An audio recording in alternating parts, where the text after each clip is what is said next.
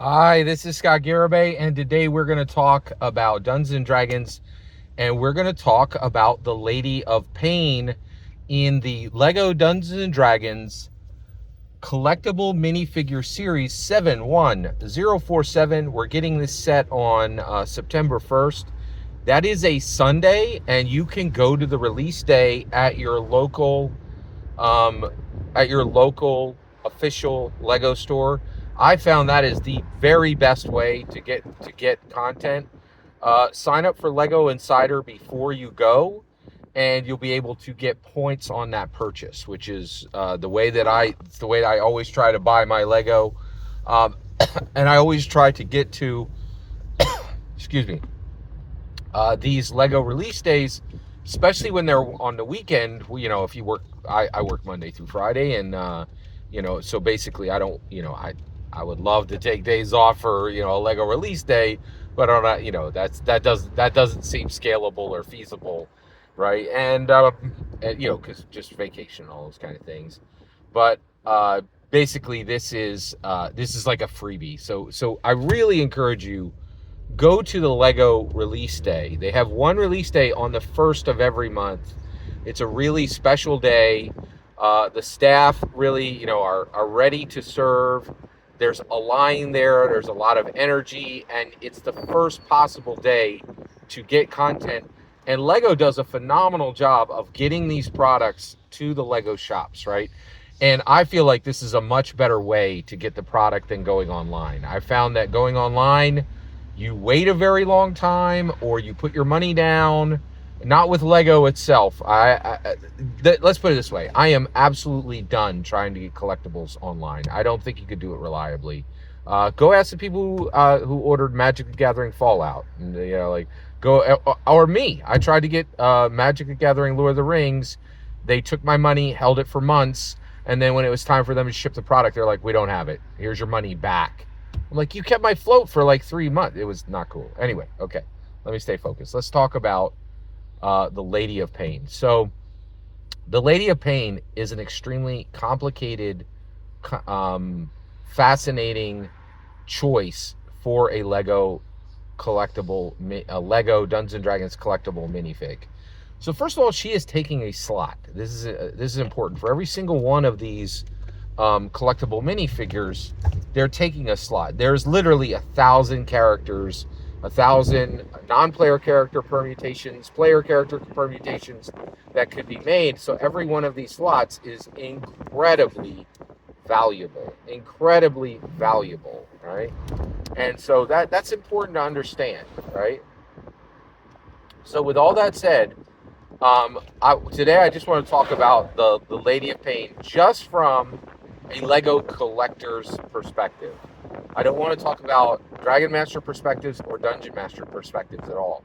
And I cannot stress this enough. So every single one of these Lego custom collectible minifigures is now serving two communities. It's serving the Lego collectible minifigure community, and it's also serving the Dungeon Master and Dragon Master community, right? These are now official miniatures for Dungeons and Dragons. They're used to play Dungeons and Dragons with official Dungeons and Dragons terrain. And so, the same way Reaper Bones used to supply, or the same way there were official Dungeons and Dragons miniatures, these are official Dungeons and Dragons miniatures. But why would you ever use 28 millimeter again? So that you can't put a weapon in the character's hand, so that you can't change the color of the character's skin, so that you can't change their hair, right? Like, so you can't do 100 things, right? Like, 28 millimeter is finished, in my humble opinion. All right, so let's just talk about collectible, just on the side of the Lego collectible minifigure collector, right? The Lego minifigure collector. So what are they going to think of this? Well, first of all, I'm very happy to report to you that the Lego minifigure collector community is thrilled with this new Lego Dungeons and Dragons theme. They're like, "Oh, this is delightful." And the reason why is it is giving them things they've never had before. And while Lego Fantasy, Lego Castle, Lego Medieval is a bit of a disorganized mess. That is not the case with Lego Dungeons and Dragons. We're bringing 5 decades of lore, right?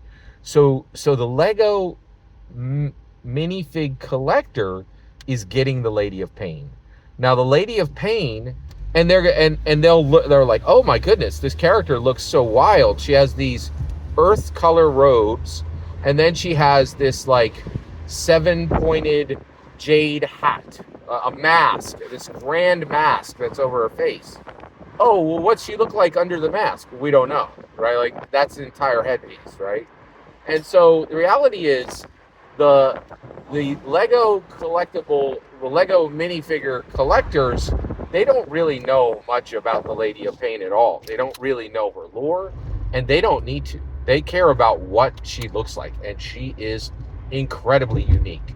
She doesn't look like anything in Lego Fantasy, Lego Castle, Lego. She doesn't look like anything in Lego Castle or Lego Medieval theme at all, right? And so she's incredibly unique, and we're already getting reviews, and people are like, "I'm delighted." People are saying, "I don't know what this is. I'm delighted. I'm so happy to see this," right? Which is great. It's really, really cool. The other thing is, I do think the Lady of Pain could turn out to be one of the most sought after, most valuable, in my humble opinion. I think she has the number one possibility of becoming a $70 collectible minifig, the same way the Demigorgon is another Dungeons and Dragons collectible miniature figure. Last time I was at my secondhand brick store, they had one Demigorgon minifigure, $70 on the shelf, right? Not in box, not in the set, just one piece, no no accessories, $70, right? And so I think the Lady of Pain is the number one option to go up in value. Personally, I think that is definitely the case. And the reason why she's so unique. And the other thing is, she's never going to be army build collectible, right? It just doesn't. She's so unique, it doesn't make sense to own 50 of them. So you won't have collectors going out and trying to get 50 of them. And and then the other thing is, she's so unusual, and you can't understand what she is without research. So I really think for the Lego minifig collector, Lady of Pain is going to be the number one sought after piece in this entire set. And to be clear, these are randomly packed, and so you can't, when you buy them, you don't really know what you're getting.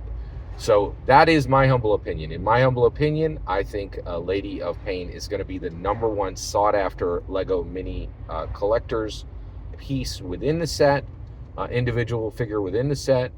The important part is when I get to hear your humble opinion. When you get in the comments and send your traffic, please consider subscribing, and have a fetch millennium.